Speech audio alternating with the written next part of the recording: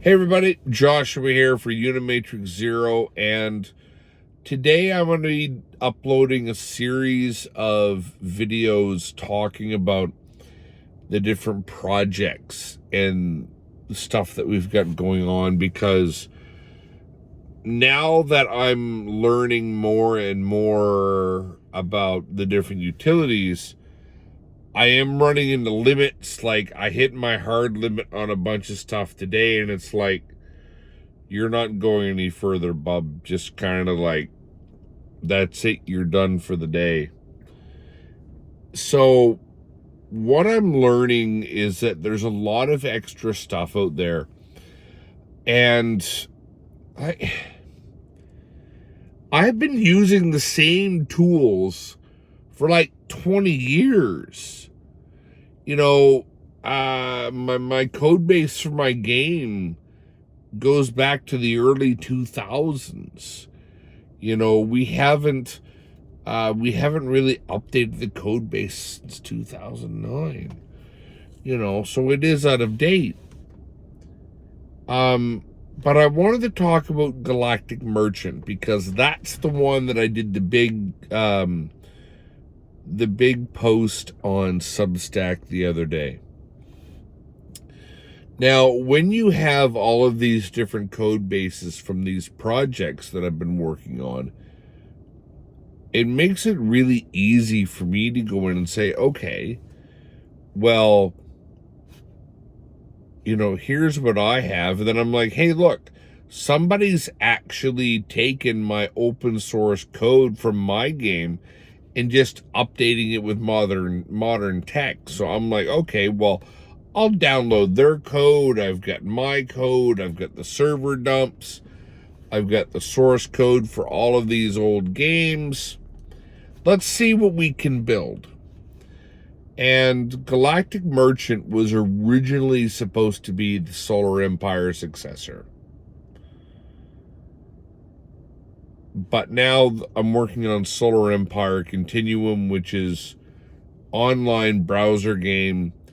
And then I was like, you know what? I still want to do mobile. And that's kind of where Galactic Merchant came back, right? So Galactic Merchant, I wanted a game that was like Space Trader for the Palm Pilot, but I wanted a better combat engine. I wanted a better economic engine.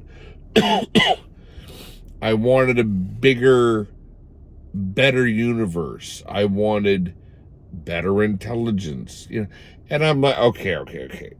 We're talking about a game that I played on my Palm Pilot here.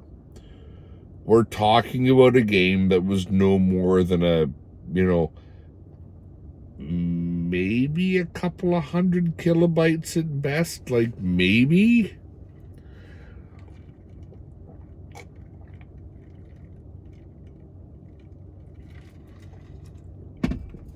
I mean, I'm pretty sure the logo, I'm pretty sure the logo for the new game is bigger than the original game by a substantial margin, just the logo. So Galactic Merchant is really cool because it's based on Space Trader. Like, the general concept, excuse me, comes from Space Trader. But as somebody who used to work in finance, I was like, hey, let's modify things. So now we have core worlds, right? You have your inner core. You have a multi-stage universe to explore that's all procedurally generated. And it's all networked together with different economies, different price points, and all of these different needs and stuff, right?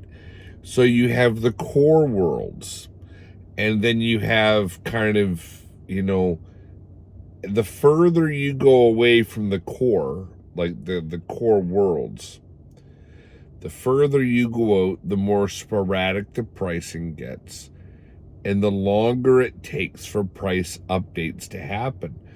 Eventually, you get to the fringe of the universe, and it takes, pricing is speculative. The data may not be 100% accurate because of how far away you are. So now, much like here,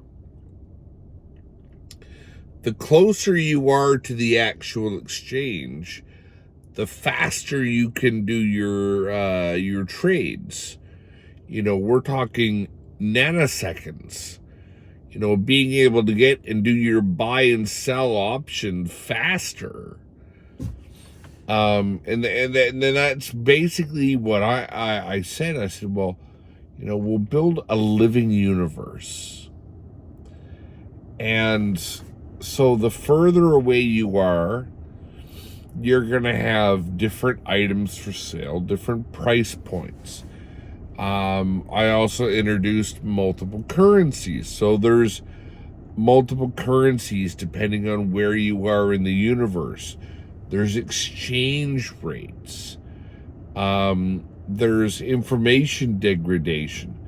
There's mining, and there's production, and there's buying and selling, and there's pirates that are actual pirates. And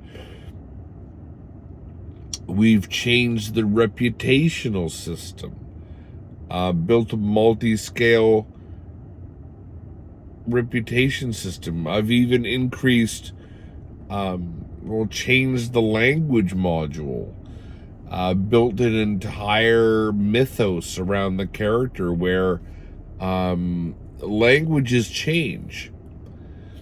In the core worlds, the formality of the language, and then as you go out, the languages change. The structure of the language changes. It becomes more casual, more frontier-like, as you go out. The pirates have their own particular pirate dialect now. The aliens are actually speaking in a language that is inspired by my daughter. So I'm sitting there and I'm going, okay, more planets. We'll do procedural generation instead of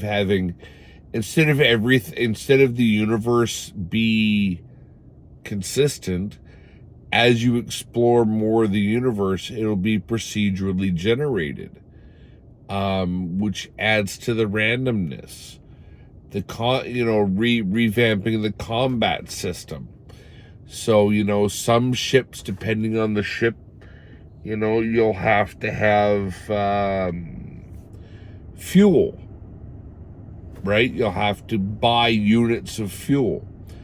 Other ships, in order to make your hyperspeed jump from, different planetary systems, because you could end up in a system that has a number of planets.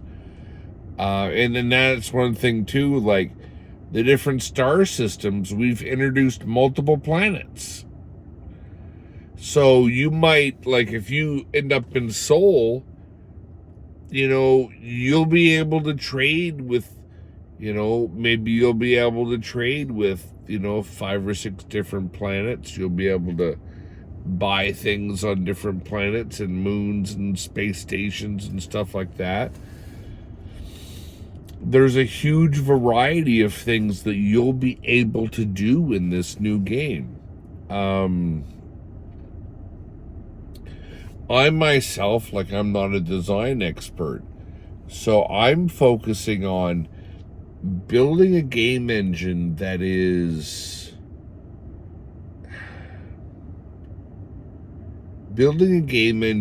offers the options for me to always add in extra features, and build it in such a way that if I find a way to optimize it, that'll be better, right? So we can improve things.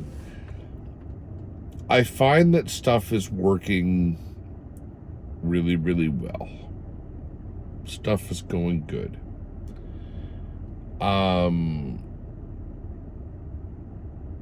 Stuff is going really, really good for Galactic Merchant. And, you know, I'm thinking now, like, when I think about it, I'm like, you know, what if we added procedural generation to starships? I can define minimum and maximum numbers of certain options. Like, we could set different minimums and maximums or different targets for different classes of ship that you buy. And then you could have a, you know, you could log in and, you know, just buy random ships. Have something new pop up that you've never seen before. This is all a possibility. But one of the biggest things with this new game is that it's primarily designed for offline. Now, I'm still working out how to actually pay the bills for the game. So that's the thing. I'm still working out how to pay the bills. I don't know. I really don't. I don't know how we're going to do that yet. I say that because I hate microtransactions and I don't want it to be loaded up with unnecessary need for advertising.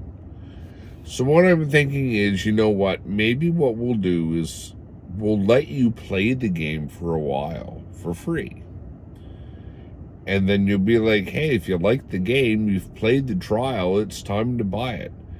But we'll make it reasonably priced, right? Like, I don't need to make a fortune on it. You know, I get a couple of bucks from every install. I'll be happier than a pig in crap. You know, I'll be really happy if people install it and they play it and they like it and they want to buy the game. I'll be really, really happy about that. And I think if people realize that, you know, they're like, hey, you know, maybe if the game is like $5 or less, we'll have to see what type of price points. Maybe I can set it up where I don't know, because I don't want to put multi-tier in it either. Like, I feel kind of dirty doing that, right? Like, I feel kind of dirty that if you pay for the game,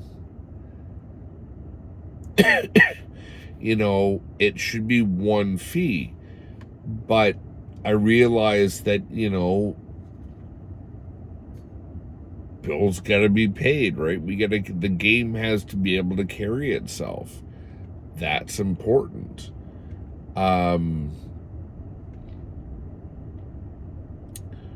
So that is one thing that will have to be looked at. What we actually need to keep the game running.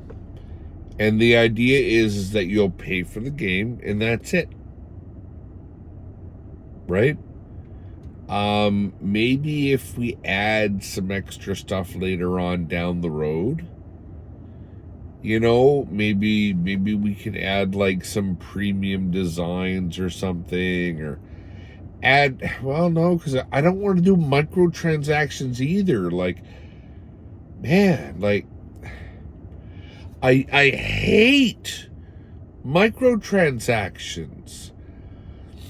You know, I hate this thing where you go out and you're incentivized to just pay to win. Like, I hate games like that. You know, I think making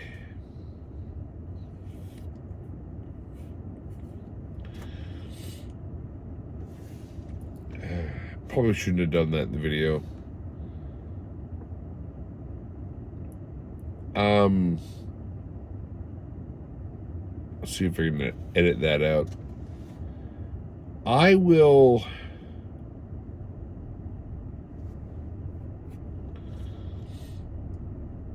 I'll see what I can do. I'll see if I can figure it out. Maybe I'll have to ask the community for feedback. How much do you think we should charge for? Like, I'll put we'll get the free version out there, and then we'll let people play it for a while, and then be like, hey, how much do you think it's worth? You know, maybe it'll be one of those things where,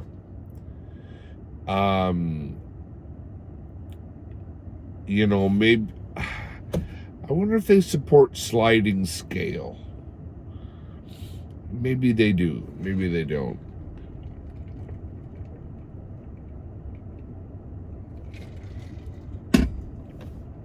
We'll see. We'll see. So that's the general scope of things with Galactic Merchant.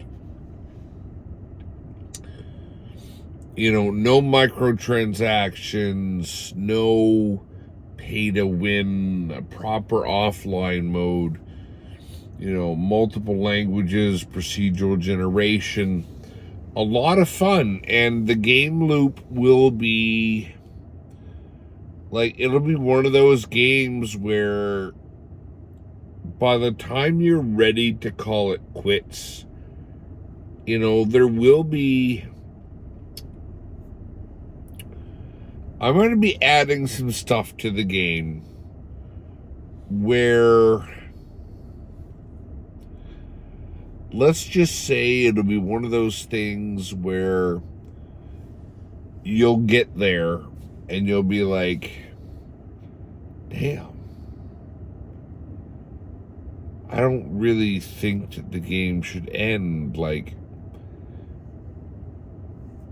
having an ending to the game is kind of the idea. Like, you know, retiring to your own moon in Space Trader was the pinnacle of the game, and depending on how long you played it, you could actually get there quite fast.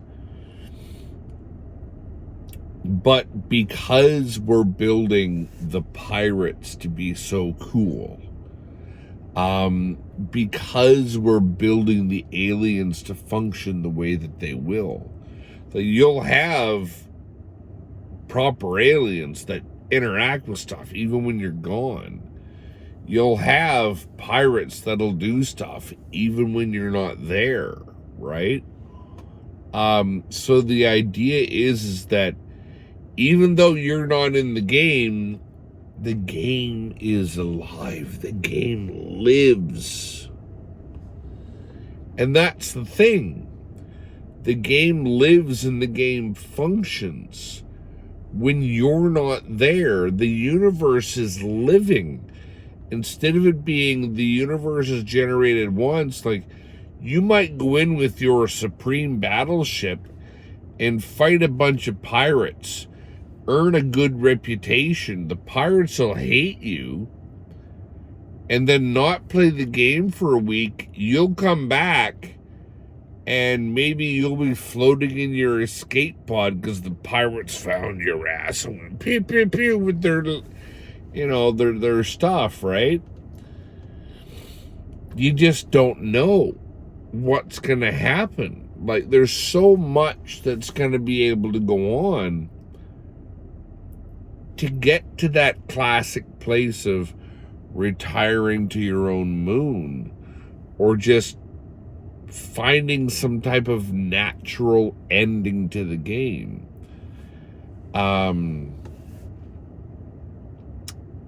I don't want to say I'm going to make it impossible, but I'm going to work so hard to make it really, really, really hard to do.